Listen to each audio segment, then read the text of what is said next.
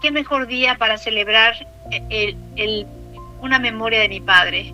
Mi padre nació en los 30, bajo un cielo inclemente, donde la Gran Depresión golpeaba al mundo sin mesura.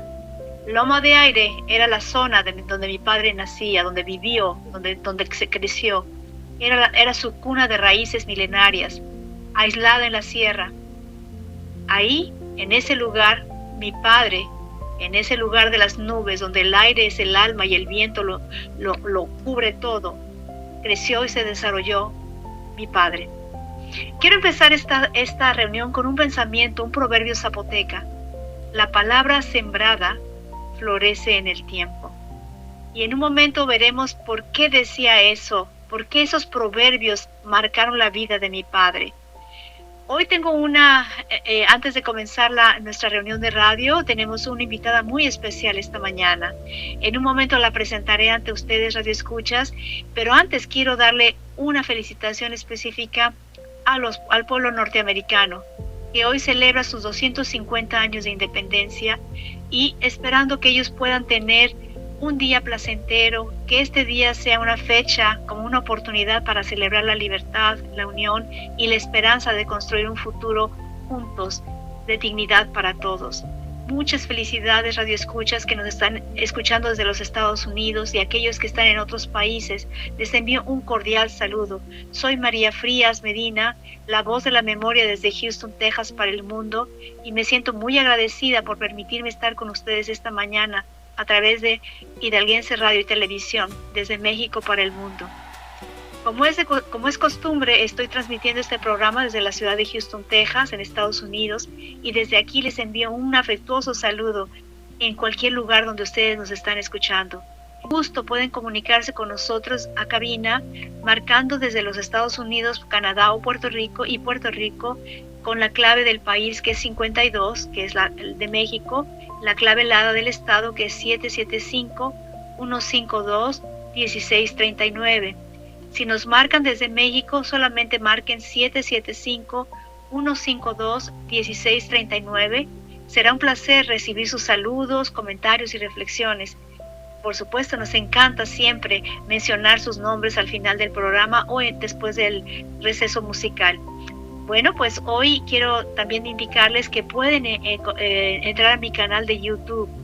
Ahí van a encontrar todos los programas que se han llamado podcast para que ustedes puedan escuchar todos aquellos que se han presentado hasta este momento. Y recuerden, cuando entren a la página de YouTube es www.youtube.com.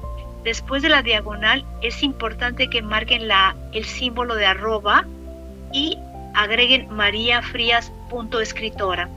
Si no agregan el símbolo de @ los va a llevar a una página distinta. Entonces recuerden, después de YouTube agreguen la diagonal y después @mariafrias.escritora. Es la diagonal invertida. Será un honor verles ahí, que ustedes puedan seguirme, y también ahí pueden tener acceso a mi página web, donde van a encontrar todos los eventos a los cuales voy a estar presente en el mes de julio. Recuerden, están ahí las invitaciones, solamente tienen que darle clic al enlace y ya inmediatamente pueden reservar su espacio. Yo me comunicaré con ustedes para darle más información al respecto. Bueno, pues hoy es un día muy especial, porque además de la independencia de los Estados Unidos, es el cumpleaños de mi padre. Él ya no está con nosotros. Él falleció, pero nos dejó un legado que no tiene manera de compensar su legado hacia nosotros, sus hijos. El sábado pasado tuvimos una reunión especial, una reunión familiar con los 3 hijos de Gustavo y Margarita. Pero hay un secreto que no les compartí ese día. Ese secreto fue que mi padre volvió a encontrar una compañera de vida, la cual estuvo con él acompañándole en todo su proceso por más de 40 años. Y nacieron 2 hijos adicionales. Este día solamente puede estar con nosotros la hija. El varón, por situaciones familiares, no puede estar con nosotros. Así que le mandamos un abrazo grandísimo a mi hermano Gustavo, que no está con nosotros, pero sabemos perfectamente que está en un asunto familiar muy importante. Le amamos, le queremos mucho. Esta mañana está mi hermana, la más pequeña de todas. Se llama Dulce María. Ella es abogada, madre, esposa y bueno, Ella trabaja en el servicio público desde hace muchos años. Actualmente está de manera independiente para poder equilibrar su vida familiar y también su vida profesional.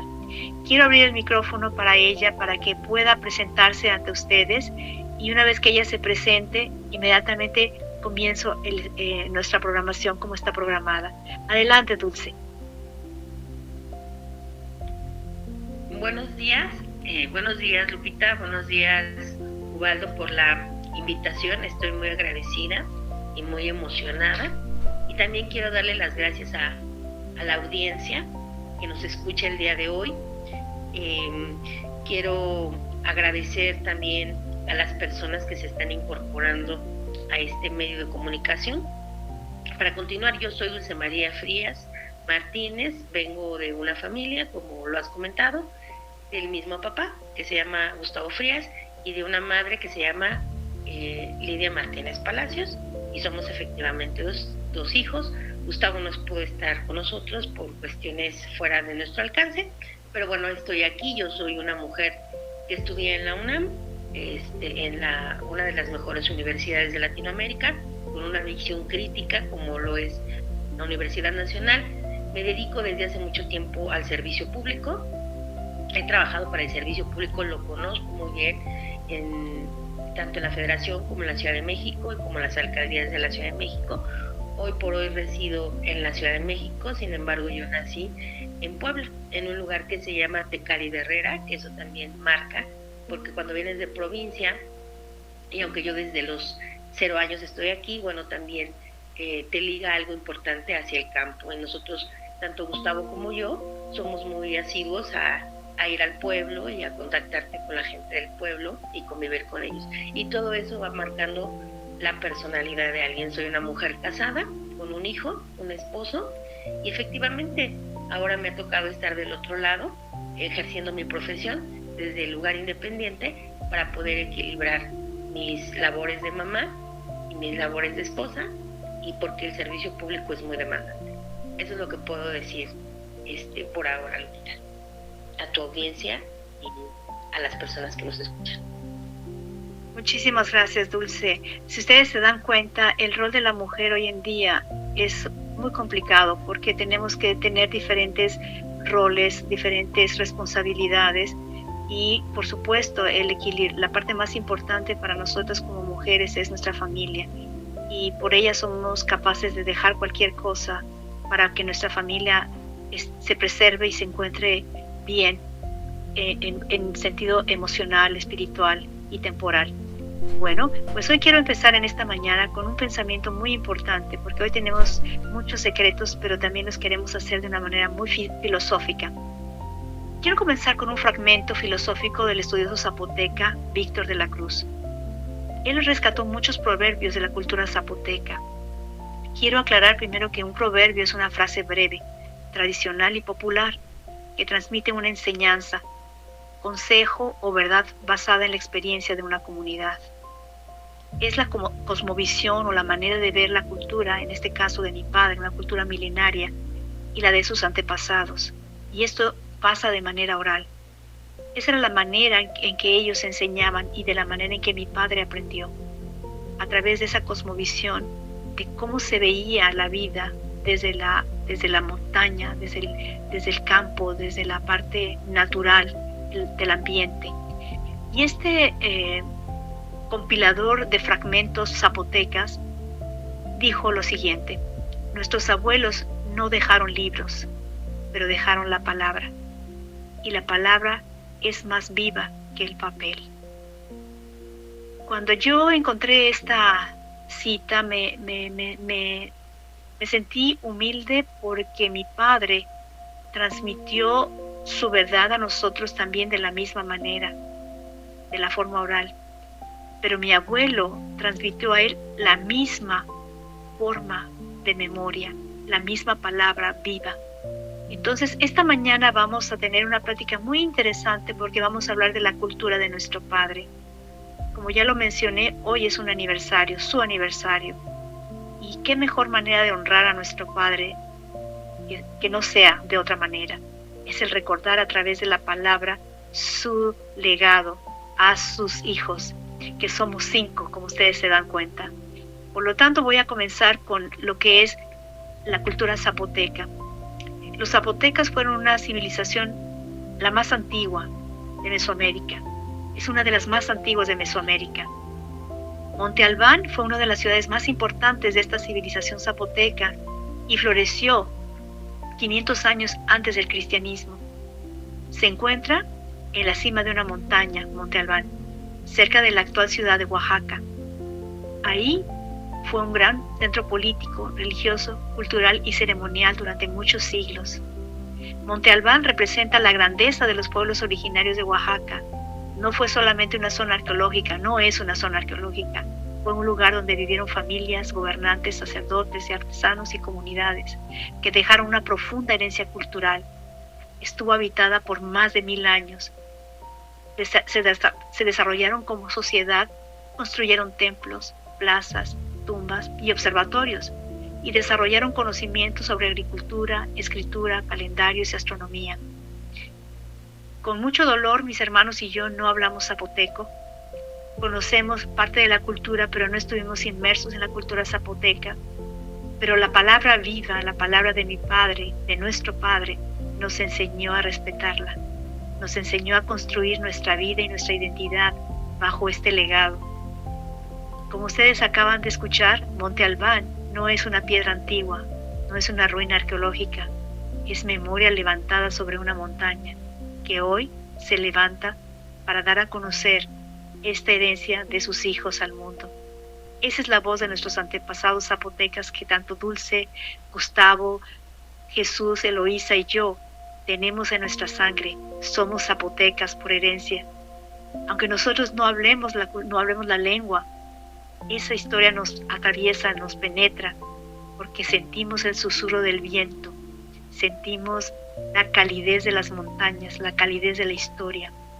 Yo en lo personal, a diferencia de mis hermanos, tanto Eloísa como yo, no conocemos la tierra de nuestro Padre. No hemos viajado a Betaza, el lugar donde mi padre nació. Pero mis hermanos, Jesús, Dulce María y Gustavo sí conocen la tierra de mi Padre. Quiero que Dulce María nos hable de su propia experiencia. ¿Cómo es Betaza? ¿Qué sientes al llegar ahí? ¿Y qué es Betaza? Loma de Aire, Vinizá. Vamos a que ella nos explique también. Adelante, Dulce.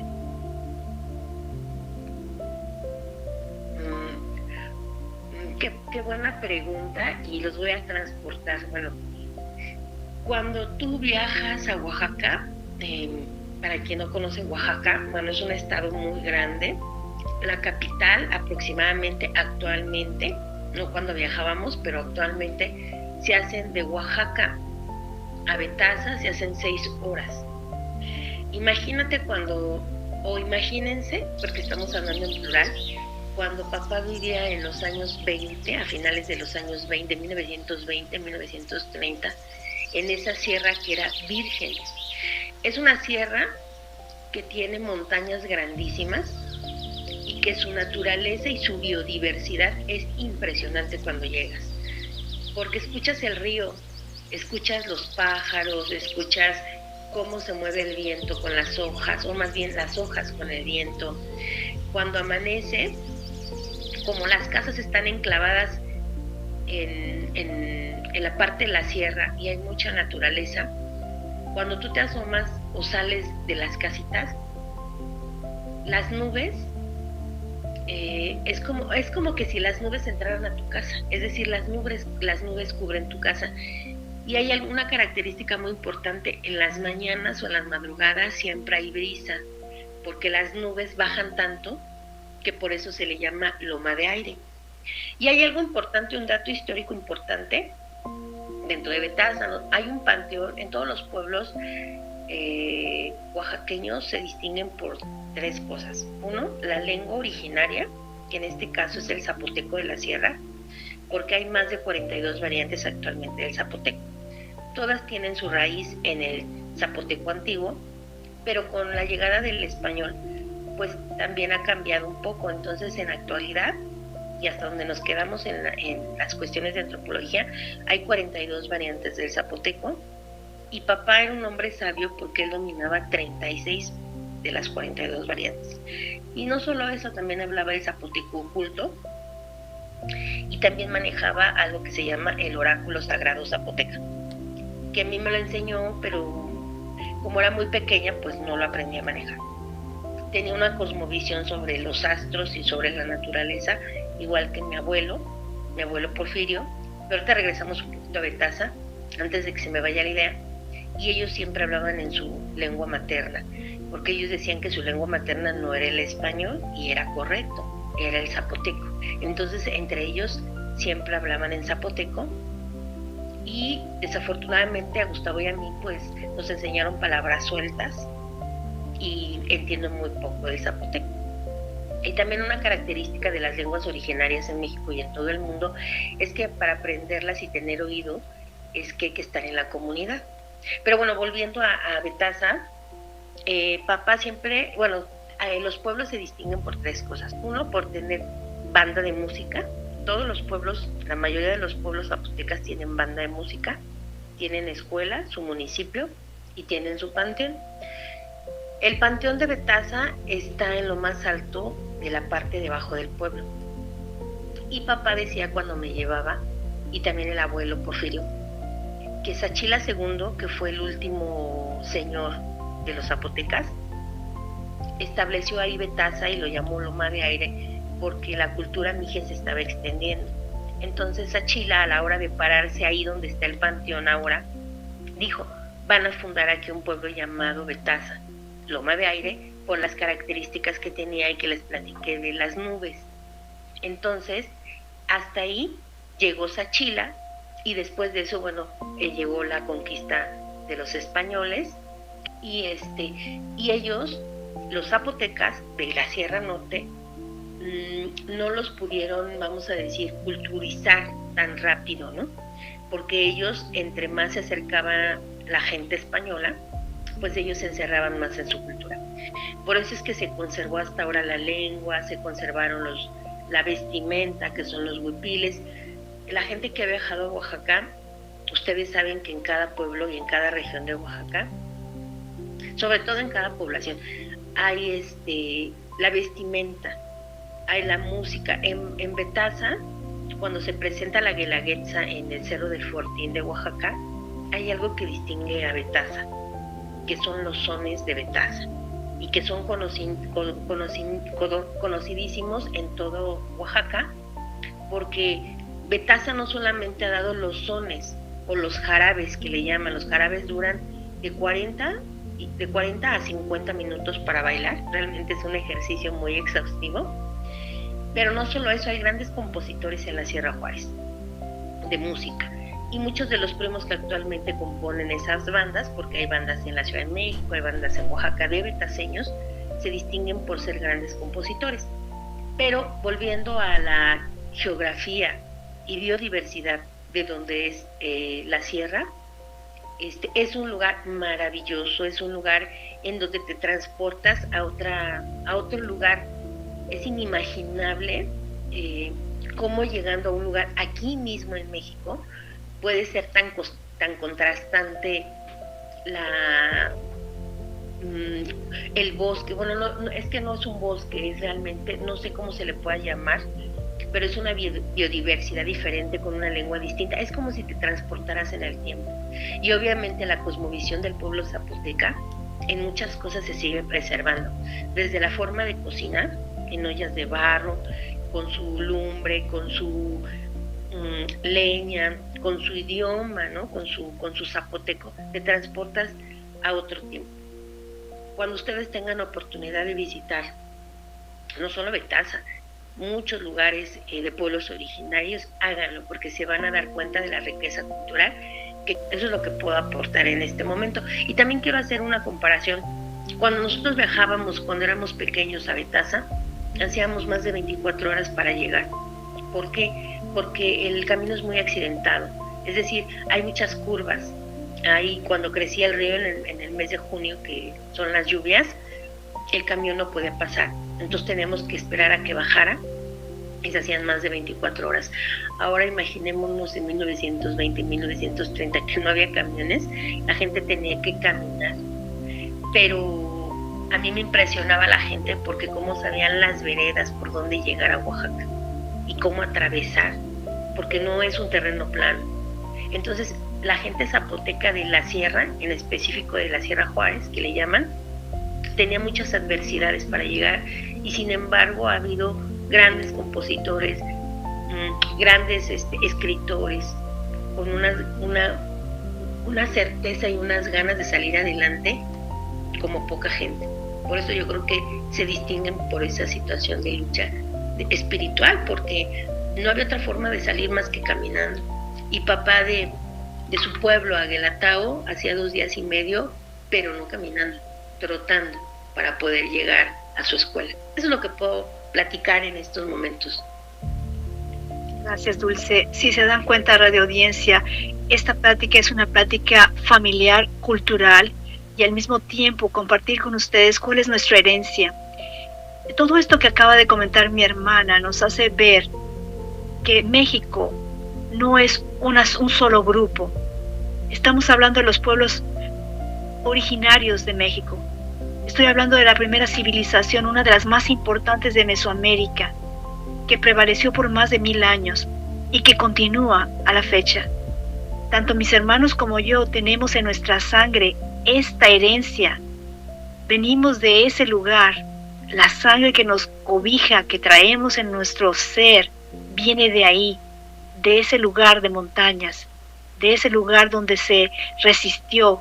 Déjenme platicarles algo que tengo en mi libro de Río de Grava Negra, en la página número 48, que dediqué un capítulo completo a mi padre, cuando yo escribí que a medida que mi padre crecía en su pueblo natal, Loma de Aire, Vinitzá, que significa gente que desciende de las nubes en zapoteco, él descubría sus raíces, un legado ancestral que lo impulsaba a desafiar generaciones de despojo cultural. Con el tiempo comprendió que aquel nombre no designaba solo un lugar, sino un espíritu que habitaba a la altura donde nacía la brisa. Yo no conozco Betasa. Ya no mencioné en la reunión anterior que nosotros quedamos separados de nuestro padre, pero esto quedó en mi memoria. Esto es voz de mi padre. Él describió su pueblo, que como ustedes acaban de mencionar, como Dulce lo acaba de mencionar, ella está describiendo lo que yo escribí, sin verlo, sin saber, sin palpar, sin sentir. Toda esta sensibilidad que yo desarrollé fue por la palabra de mi papá. Por eso queda muy claro cómo este hombre zapoteca letrado mencionó esos fragmentos zapotecas, que nuestros abuelos no dejaron libros, pero dejaron la palabra, y esa palabra es más viva que el papel.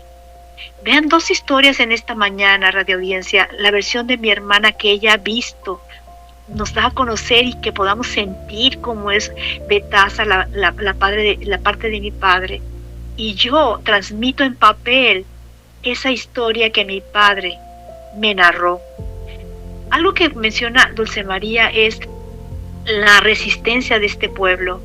No solamente tuvieron que pasar la parte de invasión, de conquista, también pasó algo en la época de los 30, debido a las circunstancias que se vivía y obviamente la lejanía donde ellos estaban habitando, llegó a su comunidad la fiebre amarilla.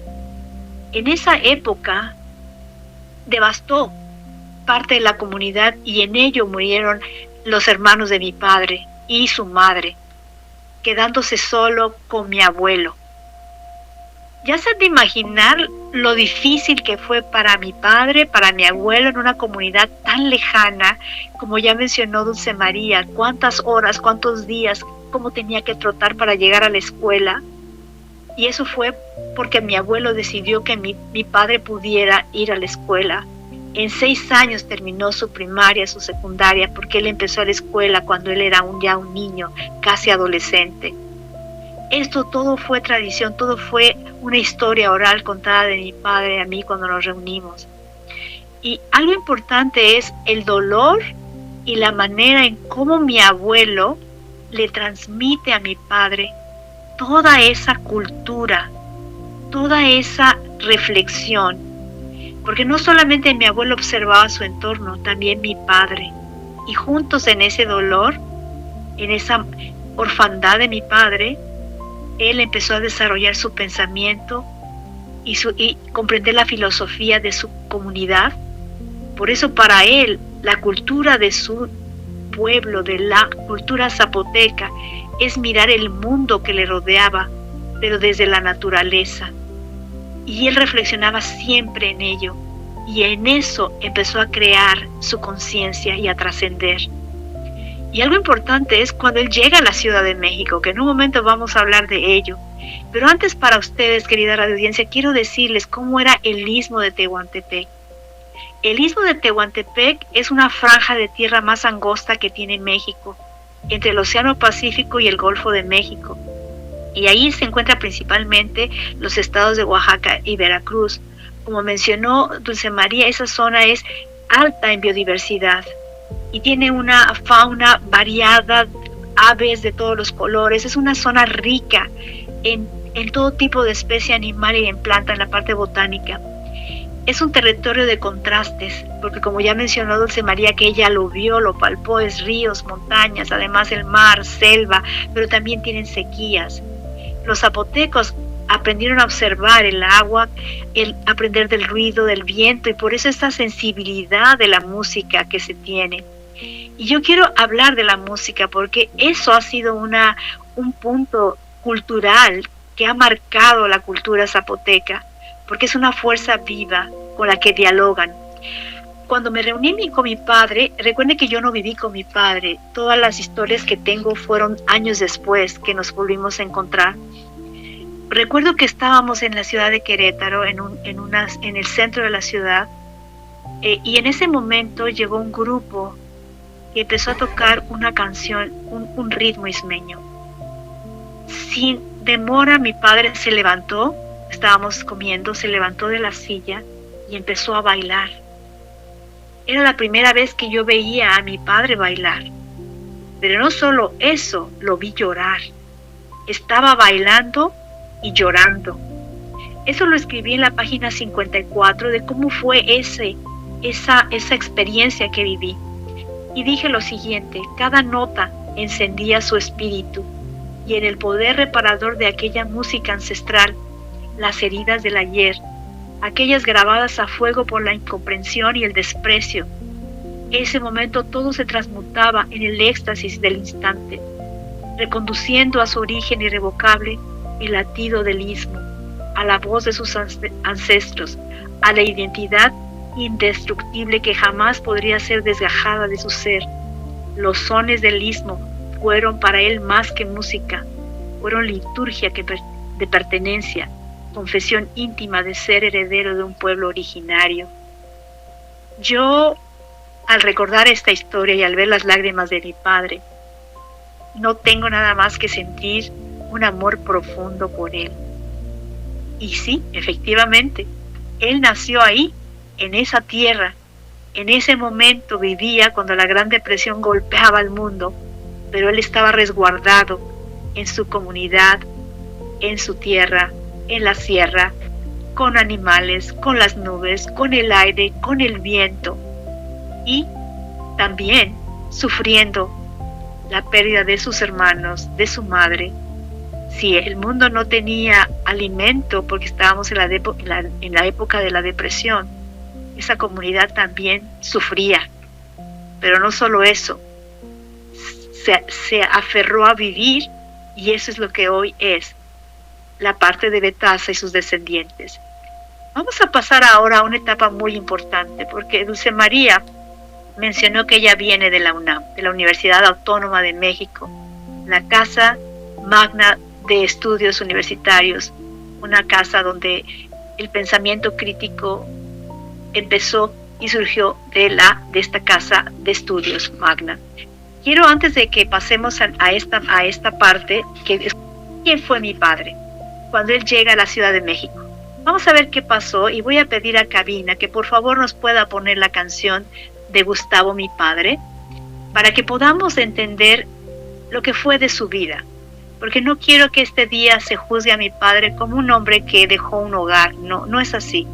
No estamos aquí para poder decir o juzgar la actitud de mi padre. Mi padre fue un líder social. Nuestro padre fue un líder social, involucrado en los movimientos que marcaron la historia de México, como ya lo he mencionado, el movimiento estudiantil de 1968 y posteriormente en ese movimiento donde también hubo masacre llamado el Halconazo. Vamos a pasar a la canción de Gustavo, mi padre, y luego regreso nuevamente a cabina para dar saludos y continuamos con nuestro programa. Adelante, ponemos a mi padre.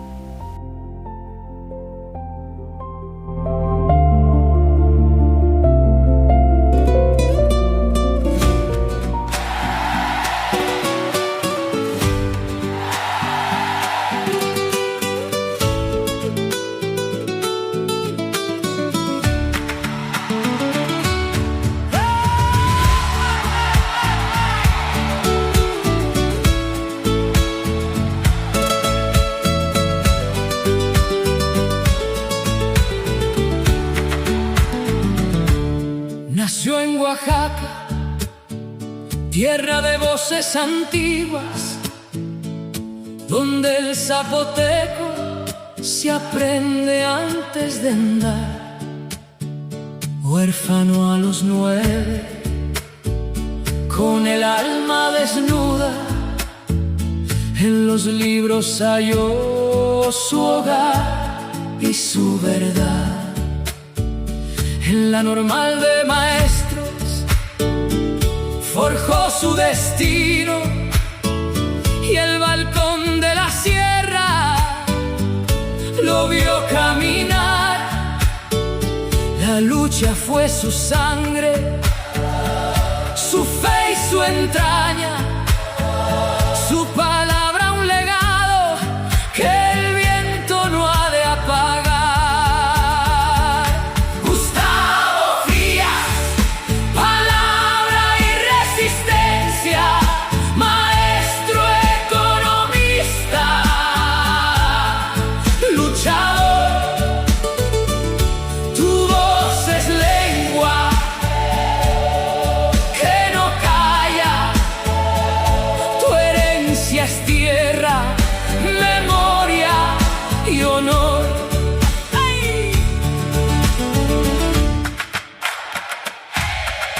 Filosofía y economía, la UNAM fue su altar.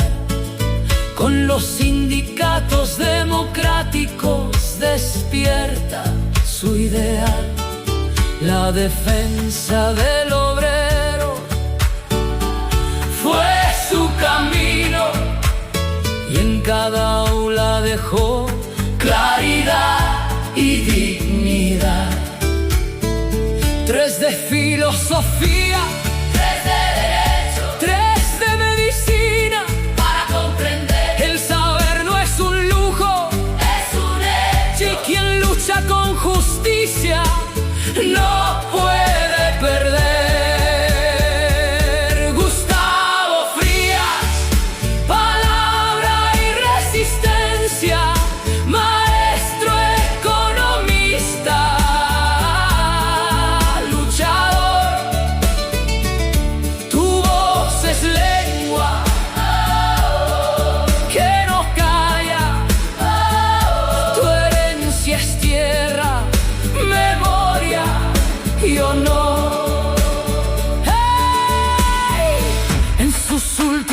Años, una lucha más alta, las lenguas originarias, su voz y su raíz.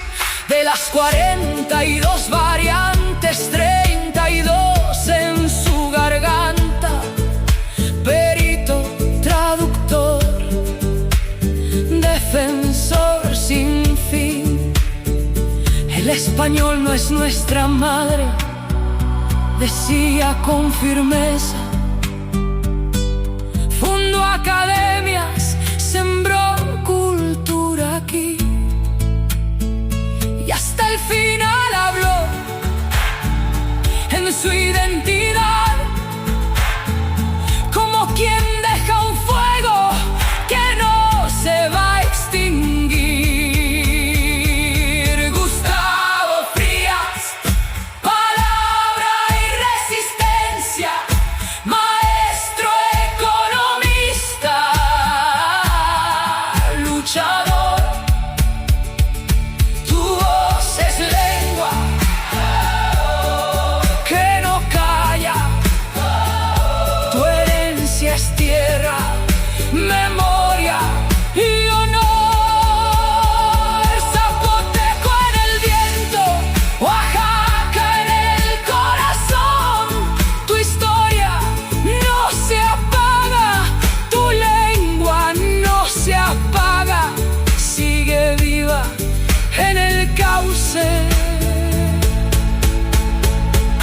el tiempo y la voz.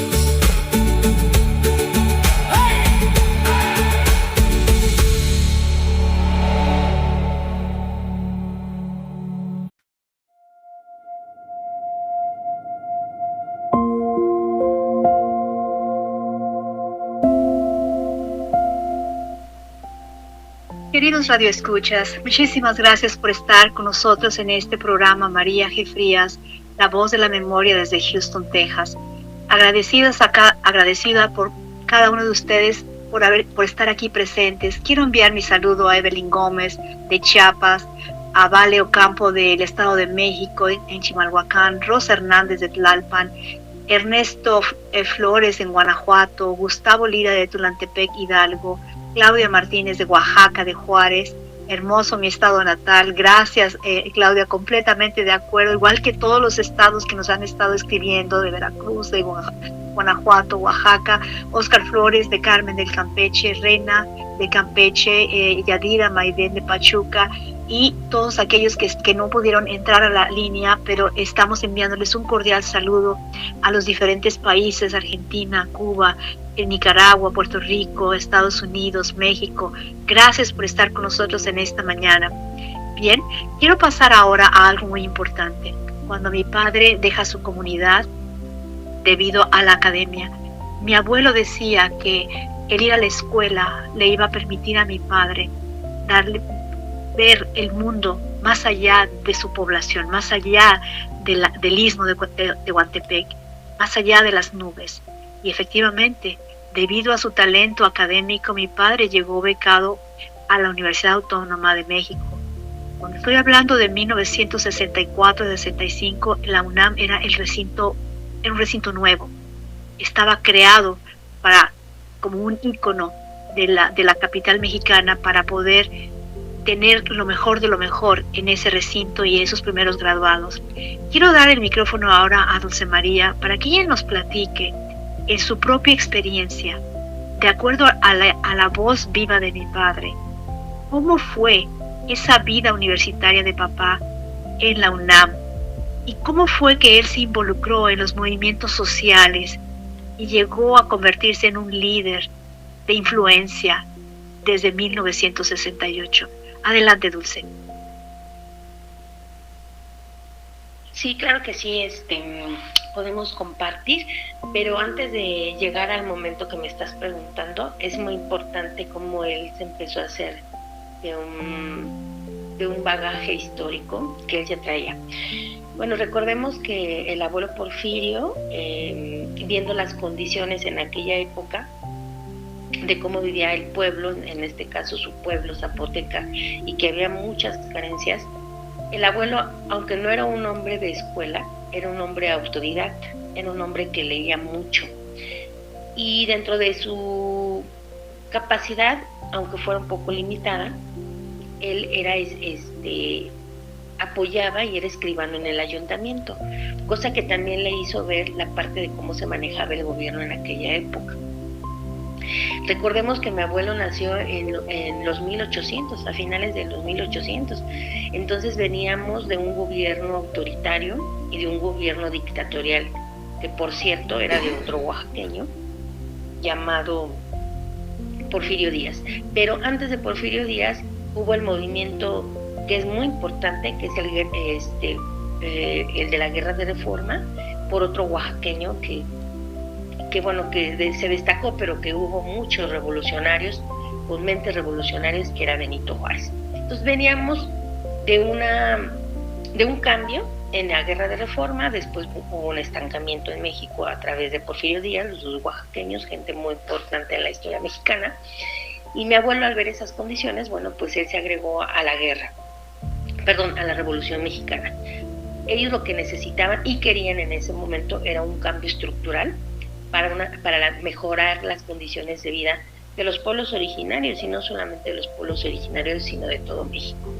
Entonces mi papá, formado en una familia con un pensamiento crítico, aunque el abuelo no tenía muchos estudios, pero como lo dije, era un autodidacta, él vio la oportunidad y se dio cuenta que la única forma de poder salir adelante era revolucionando las conciencias de las personas y la única manera de hacerlo era ponerse a estudiar.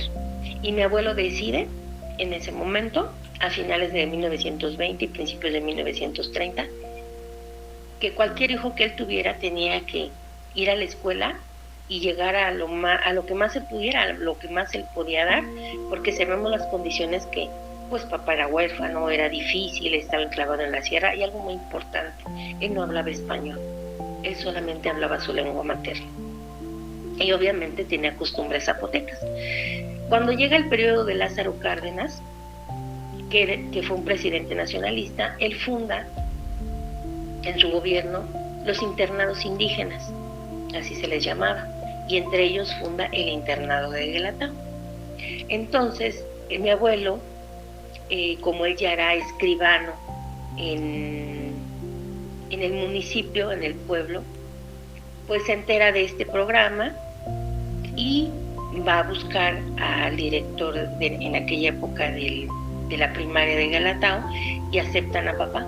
Pero papá ya sabía leer porque mi abuelo lo enseñó a leer, a escribir, a sumar, a restar. Él era como submaestro. Lo aceptan y se va a Guelatao. Él llega a tercer año, porque pues bueno, él llega un poco adelantado, y le enseñan a hablar español. Y fue un alumno destacado porque él venía de una comunidad con muchas carencias y él sabía que era una gran oportunidad y que no podía desperdiciar esa oportunidad porque probablemente no habría otra oportunidad para estudiar. Entonces se vuelve un estudiante destacado en la primaria. Siguen con este programa a través del gobierno de Lázaro Cárdenas, llega y lo becan con ese promedio, era uno de los 3 mejores promedios de su generación, no recuerdo qué generación. Lo becan a Champusco, que estudia la secundaria agrícola en el internado de Champusco, que está en Tlaxcala. Se vuelve otra vez un estudiante distinguido. Él no podía perder la beca, no se podía dar el derecho, él, como lo comentábamos en muchas ocasiones con papá, yo no me podía dar el lujo de perder una beca, porque sabía que si yo perdía la beca, perdía toda la posibilidad de seguir instruyendo. Sale con un gran promedio y lo becan a la Huerta, Michoacán. Se llama así, era una preparatoria agrícola, en donde se les pagaba todo a los estudiantes de mejores promedios. Y ahí pasa algo muy interesante. Él gana un concurso de oratoria y en ese entonces el gobernador de esa entidad de Michoacán era el hermano de Lázaro Cárdenas, que se llamaba Damaso Cárdenas, que es originario de ahí, pero que su hermano estaba como presidente de la República y él como gobernador. Entonces, como la Huerta Michoacán era una preparatoria agrícola donde sabía que había compañeros de todos los estados, alumnos de todos los estados y que eran distinguidos, llaman a papá y le dicen que si quiere preparar un discurso porque le iban a dar la oportunidad de que hablara por el concurso de oratoria que papá ya había ganado en la preparatoria. Entonces papá dice que sí. Pero Damaso le dice, es que va a venir uno de los 7 sabios de la UNAM, llamado Lombardo Toledano, poblano, por cierto. Entonces, ese gran sabio de la generación del 27, de la UNAM, entre ellos Vázquez Mercado, mucha gente destacada, por eso se le llama los 7 sabios de la UNAM, llega a Michoacán con Damaso. Gustavo Frías, que es nuestro padre, da el discurso. Lombardo se queda sorprendido porque pues era muy joven, tenía una gran experiencia en la oratoria y se acerca y dice, joven Frías, cuando llegues a México, si en algún momento vas, búscame. Entonces mi papá pues se queda sorprendido y pues no a cualquiera se le daba esa oportunidad de conocer a uno de los grandes intelectuales de aquella época. Eso marca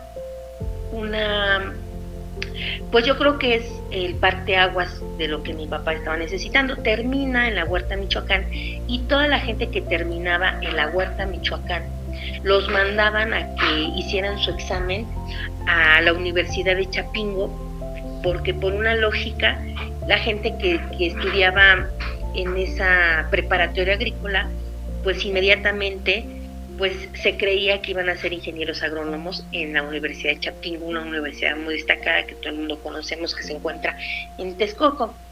Pero mi papá ya no quería ser ingeniero agrónomo porque él no traía la sangre para ingeniería. Él sabía que tenía que ser una cuestión social porque a él le gustaba esa parte y tenía esa habilidad. Entonces le dice a mi abuelo, ¿sabes qué? Yo no me voy a ir a Chapingo. Y entonces dice, pues entonces viaja a México, ¿qué vas a hacer? Y viaja a México con la tarjeta del maestro Lombardo. Lo busca. Y el maestro Lombardo lo acoge, lo hace su alumno, y por lo que él me cuenta, llegaba mucha gente, grandes intelectuales, pintores, Frida Kahlo, mucha gente a ver al maestro Lombardo, porque era un gran intelectual. Y él, mi padre, viendo todo eso, pues le da clases de filosofía, lo empieza a preparar para ser un gran líder en la parte sindical, porque el maestro Lombardo, recordemos que tenía mucha teoría sindical, y lo empieza a preparar para ser un líder sindical. Había tertulias, me acuerdo que mi papá me decía que en la Universidad Obrera, que es la universidad que fundó el maestro Lombardo, en la parte de hasta arriba había un departamento, y ahí vivió mi papá, no sé si 2 o 3 años con el maestro Lombardo, y él se encargaba de hacer las tertulias los días miércoles en la noche, donde llegaban grandes intelectuales, porque pues ya se estaba gestando el movimiento de un cambio social en México, pero ya no de forma con armas o revolucionaria, sino un cambio social. Entonces lo prepara el maestro Lombardo y le dice, Frías, pues mira, como no te quieres ir a estudiar a Chapingo, pues yo lo que te sugiero y te recomiendo es que te vayas a la Benemérita Escuela Nacional de Maestros. Y mi papá, haciendo caso de su gran mentor, va a hacer su examen, ingresa a la Benemérita Escuela Nacional de Maestros, que se encuentra ahora ahí en el Metro Normal, y ahí conoce a una persona que también es una persona importante dentro del medio político y dentro del pensamiento. Pero Lombardo yo creo que es el maestro que más le marcó. Conoce a Genaro Vázquez. Mi papá entra a primer año, sabemos que Genaro Vázquez fue guerrillero, y Genaro Vázquez estaba en segundo año cuando mi papá ingresa a la normal, lo conoce, y en aquella época había, no sé cómo se le podría decir, pero como congresos de todas las normales a nivel nacional, y en ese entonces ya en Ayotzinapa estudiaba el compañero Lucio Cabañas. Entonces ellos, viendo que se gradúan como maestros, mi papá también se graduó como maestro, y le dan una plaza por parte del magisterio allá por Chalco, que es una historia que ya podrá contar Lupita, esa parte yo no la conozco muy bien. Pero a lo que me refiero es a cómo se fue formando la Revolución Rusa y el capital y demás, y ahí es como él empieza con todo este bagaje de formarse como un hombre de izquierda. Somos grandes, nos cobija un gran legado. Quiero que esta mañana todos aquellos que nos escuchan, que sienten que no hay valía porque venimos de un pueblo, en este caso originario, que porque nuestros rasgos son diferentes al del común denominador, esos fueron ideas preconcebidas en el camino. Somos zapotecas, somos mexicanos, tenemos raíces milenarias que nos cobijan. El manjar de las letras, decía mi abuelo, que era el alfabeto, el conocer las letras, era el saber, el tener abrigo en un futuro. Y esa visión que tenía mi abuelo, mi padre, esa manera de poder ver el mundo, fue lo que marcó la trayectoria de nuestra familia. Entonces quiero dejar nuestro día de hoy indicándoles, radio audiencia, que ha sido una mañana impresionantemente de historia, de verdad, de testimonio, de movimientos sociales, que podamos conocer un poco lo que somos como mexicanos, hacia dónde vamos y qué es lo que queremos lograr como nación, como individuos. Quiero terminar con la misma expresión que empecé. Es una palabra que ellos solamente lo tienen en una palabra, Vidixa. Eso significa una fuerza creadora, es decir, la palabra que se siembra florece con el tiempo.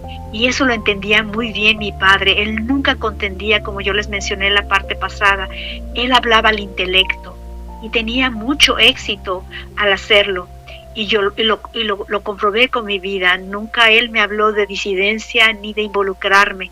Él solamente habló a mi razón. Y por eso esta es la razón de que estamos esta mañana aquí. Quiero terminar mi programa indicándoles cuál era la manera del pensamiento zapoteca y obviamente en el pensamiento de mi padre. Ellos decían que es como un río que vuelve. Esa es la manera de pensamiento zapoteca. La memoria no es solo recordar, es traer el pasado al presente para entender el futuro. No es recordar y lacerarse por un pasado, no es eso. La filosofía y manera de ver los zapotecos, el mundo, era ver el pasado, o sea, traerlo al presente para que entendamos el futuro. Pero también ellos tenían una frase muy interesante, que cuando el agua que corre lleva consigo memoria, siempre florece. El agua que corre y lleva consigo la memoria, siempre florece. Para terminar mi programa, quiero indicarles, querida audiencia, que esos proverbios zapotecas hablan de no estancarse, no hacer extremos, no romper el equilibrio. Por eso es que mi padre no contiende, no peleaba. Él solamente convencía, porque él tenía algo interesante que mi abuelo le enseñó, que también es muy tradicional de la cultura zapoteca. El agua en reposo cría alimañas. Por eso es que él le decía a mi padre: estudia, trabaja, sé productivo, no extremes, no, en pocas palabras, no te victimices, ¿verdad? Porque él podría haberse quedado en su comunidad, quedarse llorando por ser un niño huérfano, quedarse en un estado de pobreza. Sin embargo, mi abuelo lo invitó a no estancarse, a seguir el camino, a luchar, porque mi mismo abuelo lo había hecho. Y nos sentimos orgullosos de ese legado que nos ha dejado. Quiero terminar mi programa, querida audiencia, indicándoles que para los zapotecas, para nosotros, no hay separación entre lo sagrado y lo cotidiano. No hay separación entre la naturaleza y la cultura, ni el individuo ni la comunidad, ni la vida ni la muerte. Todo es un solo grupo que nos da una historia, un testimonio y un sistema de pensamiento completo. Esa es la filosofía escrita por los zapotecas, que es nuestro pueblo, nuestra herencia. Y quiero terminar esta mañana dejando la última canción. Y esto intencionalmente lo hice. Es una canción en inglés que se llama Elijo Amar. Ya hemos escuchado en otros episodios la canción de Elijo Amar, pero hoy quiero dejarla para aquellos que nos escuchan de Estados Unidos, que puedan sentir la importancia de escoger el amor, de escoger el poder vivir en comunidad sin contienda. Y para concluir, quiero dejar los últimos saludos que nos mandaron de aquellos amigos que se están comunicando desde Colombia. Gracias a Alba Sánchez, gracias a Maramaro de Morelos, gracias a Yadira Salinas de Utah, gracias a Rebeca de Querétaro, gracias a María Castillo de Hidalgo y a cada uno de ustedes por estar esta mañana en este hermoso programa. Gracias, Dulce María, por estar. Te haré otra invitación porque tenemos mucho de qué hablar. Es muy interesante la historia de nuestros antepasados, de nuestro padre, de nuestro abuelo. Cierro nuestro programa el día de hoy con la canción I Choose Love. Espero que sea de su agrado, querida audiencia, y nos vemos el lunes, que vamos a hablar, tenemos una entrevista muy interesante, y el miércoles vamos a hablar de la Revolución Mexicana. No se pierdan los programas de la semana que viene, y el sábado que viene invité a mi esposo para que él pueda hablar en el programa radial, así que los invitamos a que nos sigan escuchando la próxima semana. Gracias, querida audiencia, que tengan un buen fin de semana, un abrazo grande, feliz día del 4 de julio a aquellos que están celebrando la independencia de los Estados Unidos, un abrazo enorme a cada uno de ustedes. Gracias, audiencia. Pasamos a cabina con la canción final. Gracias.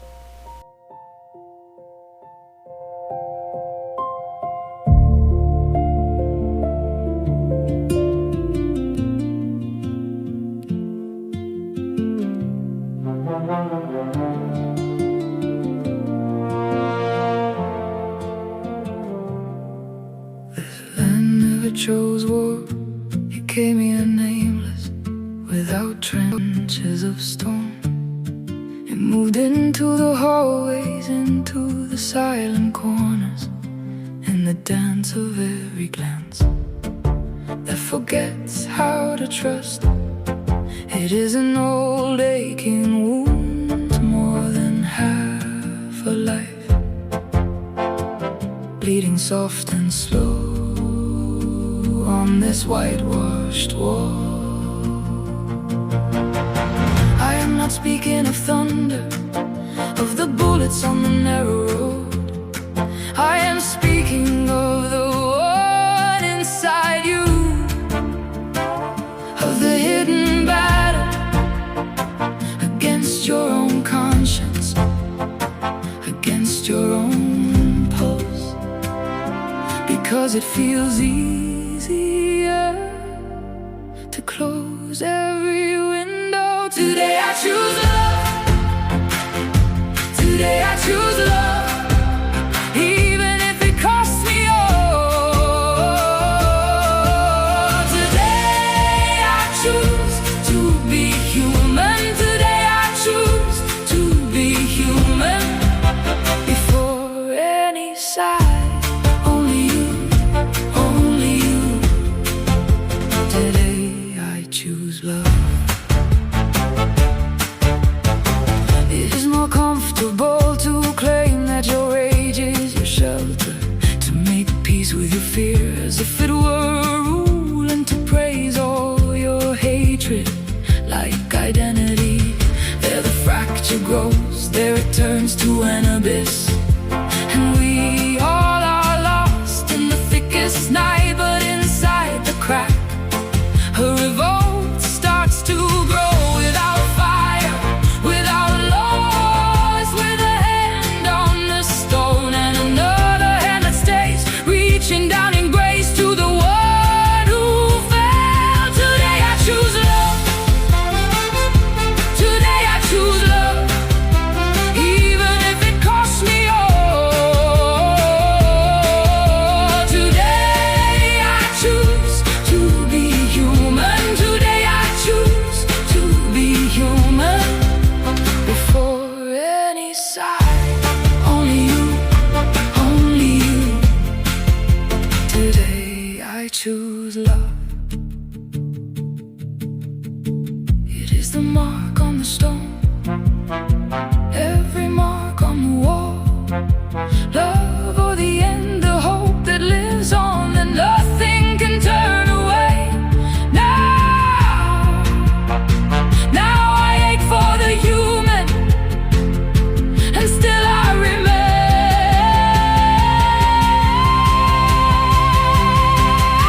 Today I choose love. Today I choose love, even if it costs me all.